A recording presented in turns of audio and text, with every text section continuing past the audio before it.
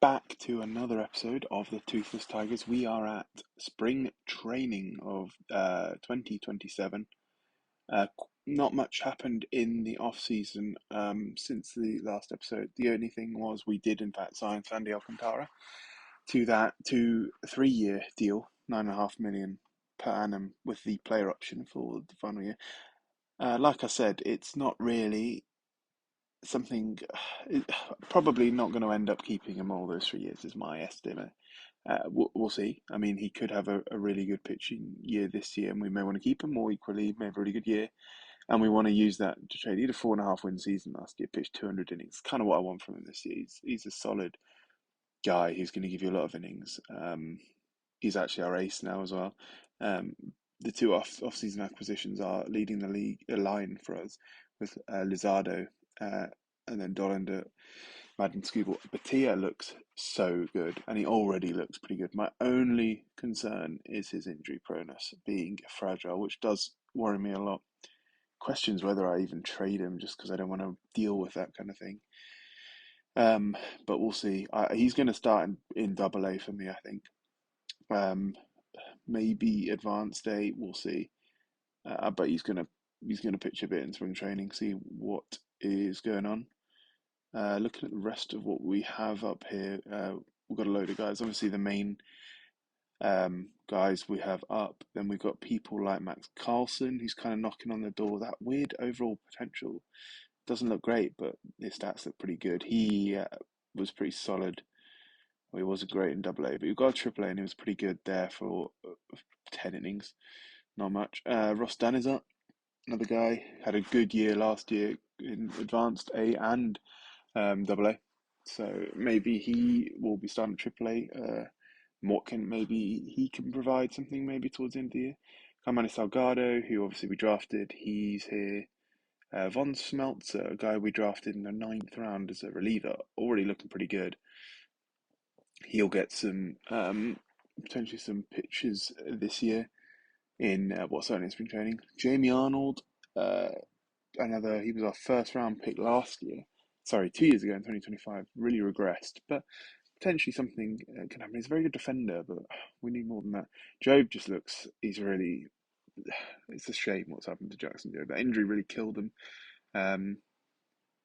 which is a real shame. So we'll see with Job. I'm going to keep him on, but yeah, it's not looking too positive. Cameron Johnson looks pretty good already, actually.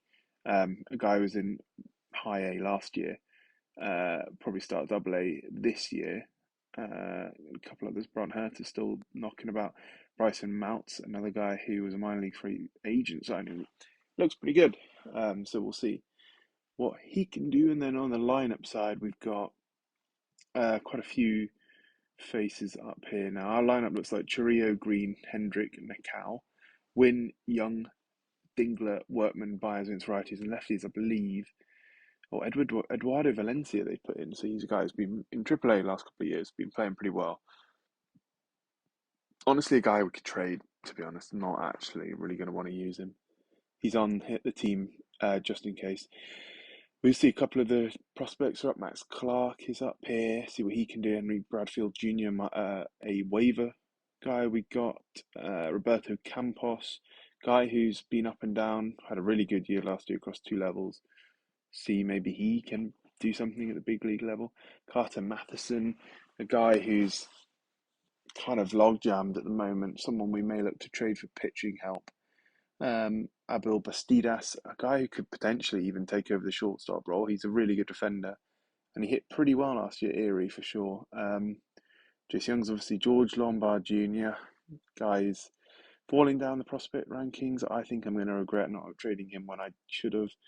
Brad Moffat's a trade pick last year who was already pretty good, and again already looking like he could start in the majors for us. I don't think we got many better at shortstop. Christian Santana's up. A guy's been in the Tiger system for ages. Gage Workman's up. He's probably going to break camp with us as per last couple of seasons. Had a pretty good year last year. 1.5 wins. Was pretty happy with that. Peyton Graham is here. We'll see. Colt Keith, obviously. Isaac Pacheco, another guy who could easily break into the majors this year. hit well last year for sure. Not a great defender. Um, Win obviously very good player. Very happy with that trade. 3.7 more last year. Um, Wish he could hit a little bit better to go along with that elite defense, but I mean, I'm pretty happy with Mason Wynn. Happy Byers obviously still here, good defender, now playing second pretty much full time, and he's a really good defender at second, so is what it is. Samuel Hill is here, minor league. I think a guy is actually in the system for a while. This guy we picked up, I think, a while ago actually, minor league. Oh no, actually not a while ago. Last season. Manuel Sequeira, another guy who's just like I don't really know what to do with him. He's a good power bat, but he can't play defense, and he's logged on. So again, don't know what's going to happen with him. Andrew Jenkins, don't know what's going to happen with him. I mean, some of these guys are going to earn a shot at getting on the team from just playing well in spring training. In a cow, I'm hoping for a much better year out of him. Yoel Tejada Jr., kind of elite power guy, progressed a bit.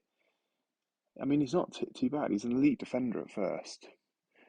Where did he? Yeah, he's double A, triple A is where he's going to be heading this year. And Eduardo Valencia. Catching, we've got Josh Crouch, Dylan Dingler, who I love just because of that power, and he can hit well enough. He can actually steal, and he's such an elite defender, which I'm a huge fan of a catching position. Feliciano is probably going to lose out his job to Harry Ford because he can hit, and he'll be a good bat off the bench as well as a good backup catcher. Already won a ring, and Rene Lastres, probably Triple A, and probably an option if either of them get injured. Really good year down at Double A last year. He was a draft pick in the 10th round. I remember picking this guy up. Pretty good, probably one of our better draft picks, unfortunately. The rest haven't been great. And maybe you could argue Dollander's been our best so far. But, I mean, put up 3 wins over 2 seasons in the majors. I mean, not too bad. So that is how the team looks.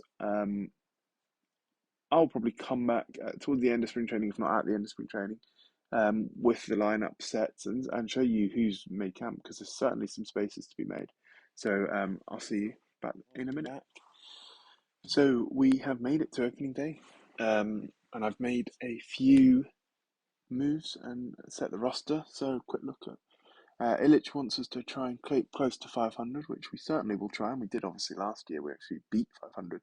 What has happened in the player development update, which I hate receiving because it always usually means all my top prospects get tanked, but Herter's got unbelievable control. Actually been a really solid reliever for us. Pitched 91 games last year. Obscene. Wilmer Flores is kind of it. Again, I don't know. Don't know what's going to happen with him. Wilmer Fenelon, been all right. Dollander's rating's gone up, but stuff's gone down. Happy Byers is not really care about him. Bryson Mounts, the starter's got his overall rating's gone up to 35. Ross Dunner's potential has dropped. Max Debic's overall has improved to 45.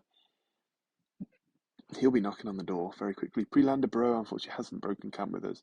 After a couple of interesting years, he will be starting in Toledo. Victor Lizarraga has gone up a bit, but I think he profiles more as a reliever. A couple of drops from Hayden Younger and Brody Drost. Lucas Costello, a little improve from him. Derek Fabian's now gone to a 40 potential. What a shame he is after a fairly high draft pick. And Juan Guevara has gone down. So great as usual. Looking at top prospects, we have Jorge Resendiz, who's the international free agent signing. A guy I'm genuinely going to look to trade if he's that high on the list. Because I can't yet because he's in the thing. When he's available, I will because I just don't see that happening. And I want help a lot sooner than that. Minor league system, where are we? We are 7th. We've got Resendiz. We've got Jimmy Batea. We've got George Lombard Jr. So a couple of decent guys on there. Drew Barres is still not up yet, but he looks good. Quick look, I guess, at the rest of the organisation where a couple of our top prospects are Pacheco, Bradfield Jr. are in AAA. Carter Masson, again, he's close to being called up, as is Rennie Lastras. Kaimani Salgado is up here. I don't think I want him up here. I want him at Lakeland.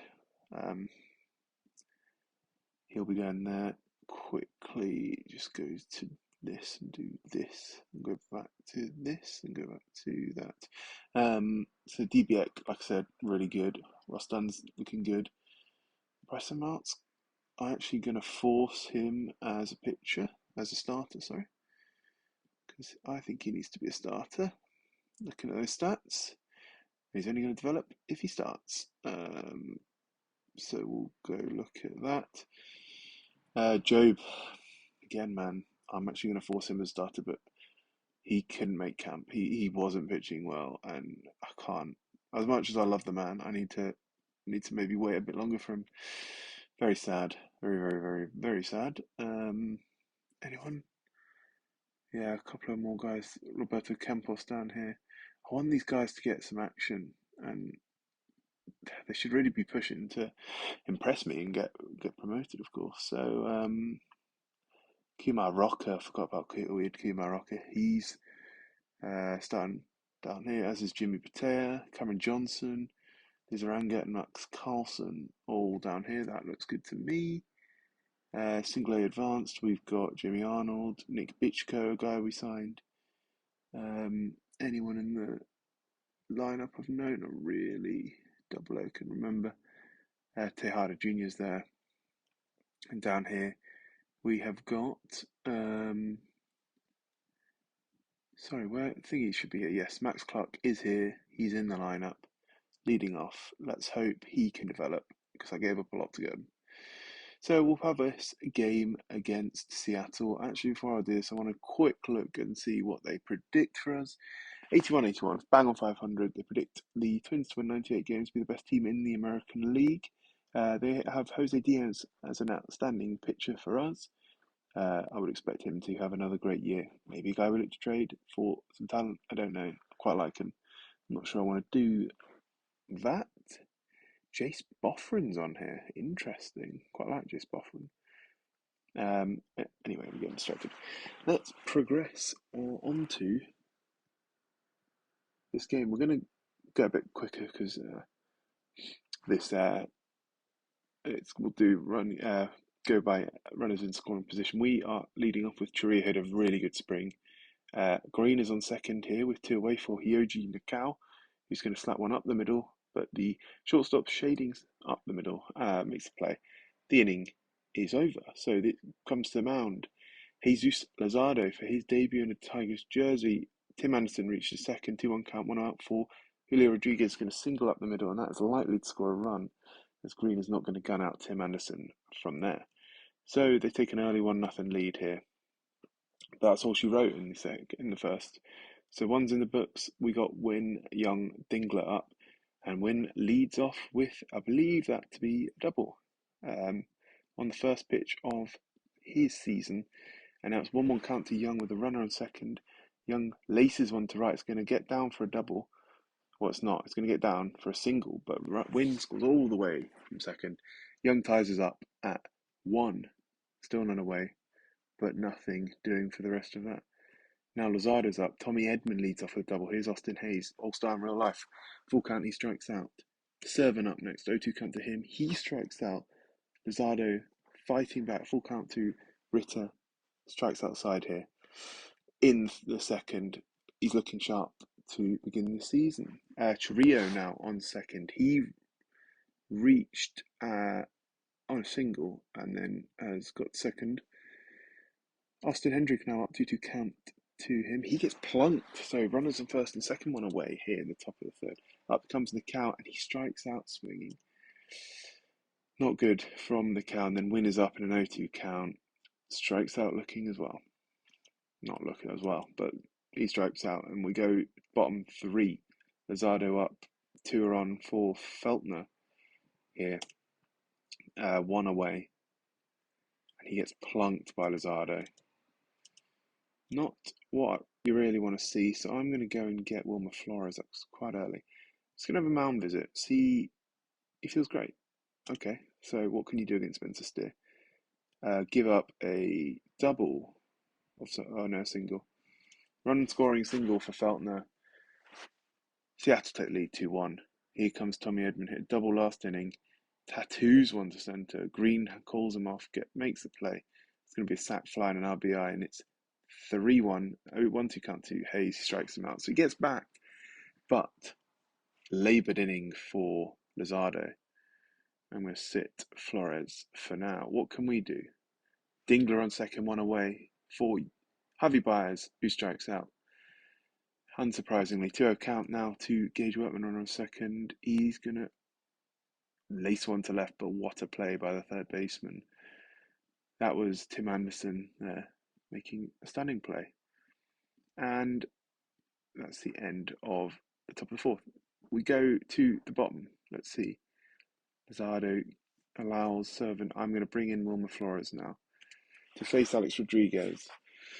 So Luzardo laboured through 3 2/3, but giving up 3 runs on 75 pitches. But Flores comes in, records the out, and we go to the fifth. What can we do to get anything going? Green and Austin Hendrick reach for 2-on for Hyoji Nakao. 3-1 count to the big Japanese first baseman. He hits one to right. It's going to get in for a hit. That is a single. Everyone moves up one. Now the bases are juiced here for Mason Wynn. He's had an 0 for 2 day. 1 for 2 days, sorry. What can he do here? He's going to slap one to center. It's going to get down for a single. 1 run scores. Second run, ground third, and he's tied it up with a huge 2-run single here in the top of the fifth. And the game is tied. What an at-bat from Mason Wynn. That brings Jace Young to the plate. 1-2 count to him. He's 1 for 2 today. He strikes out swing. Dylan Dingler, the last hope in the inning. 0-2 count to him. Strike 3. So they come back, but we tied up on a 2-run single from Mason Wynn. Top of the sixth. Bottom fifth. Wilmer Flores gets through with no problem. How is he looking? He's gassed. Fine. Let me see who I want to get up here. I'm going to bring up. Where are we in the sixth? Have they got a couple of lefties? No, it's all righties. So no, let's get probably a Wilmer Fenelon up. Yeah, let's get Wilmer Fenelon up and warming. What can we do here in the top of the sixth? Absolutely nothing. I'm going to go runners in scoring position again. And that was a huge mistake. Fenelon, you're coming in with a bit of a jam. Runners on the corners, nobody out. First pitcher, battery facer Quero hits it just in front of the warning track. Hayes is coming home. And Green guns him at the plate. The Gold Glover, the 3-time back-to-back left fielder, Gold Glover has gunned him for the rather unorthodox 7-2 double play. And it's 2 away here. 2-1 count. Runner on second. Lace to third. It gets past him. Green has already gone 1 out today, but not going to gun out another. As Tim Anderson gives them the lead here on a run scoring single down the left field line. And then the next batter up laces it to left, and it's going to bounce into the gap, into the left field gap. Runs to the wall, and I believe the run does score as Fenelon is not having a great time of it here. We're going to get another pitcher up. Salvarez now faces the toughest bat in this lineup, 2 for 3, Julio Rodriguez, who strikes out looking. We get away with one there. So we're into the 7th. I'm going to get Yoendrys Gomez warming. We need something to kickstart us. Green and Nakao reach. Wynn already had 1 big hit today. 1-1 count to him. Slap to centre field. Straight at the centre fielder makes the play. Julio Rodriguez. 1 away. And now it's Jace Young. Sorry, 2 away. 0-1 count to him. Laced to the right field. And the right fielder lays out and makes the catch. A highlight reel play there to save 1 run for sure. And we go now to the bottom 7th with that 2-run lead still intact for Seattle. Perfect inning for Yoendrys Gomez gives us the top of the 8th here, and Tigers in desperate need to do something. but nothing can be done. So we go bottom eighth. Lang is in. He gives up, allows two base runners, two away against Alex Rodriguez. Runners on the corner, strikes out swinging. So he creates a jam, but he gets out the jam. And now we go top nine in desperate need. We got the top of our lineup. Tree is 1 for 4 today. One count to Andres Munoz, one of the best relievers in the game. Chirrillo slaps 1-2 up, shortstop. Players made one away. Riley Green 2 for 3 on the day. What can he do against the elite closer? Striking out, full count. And that brings up Austin Hendrick, who is 0 for 2 today. So I'm actually going to give Talk the at-bat. I know this is probably not going to work, but 1-0 count to Talk. He hits one high into centre field, playable for Julio Rodriguez. And that is your opening day. It's a 5-3 loss to the Seattle Mariners, who, unfortunately, are a great team. Luzardo struggled, Flores struggled, Fenlon struggled. Not great pitching on the day. 2 hits for Green, he was good. Ribby, no Ribby, but Walken, a run scored. 2 ribbies for Mason Wynn, he had a big hit. And a couple of hits apiece for Nakao, Chirrillo, Young, and Dingler. But that will do it today for this episode. We start M1, but hopefully we can turn it around moving forward. Thank you all very much for watching, and I'll see you in the next one.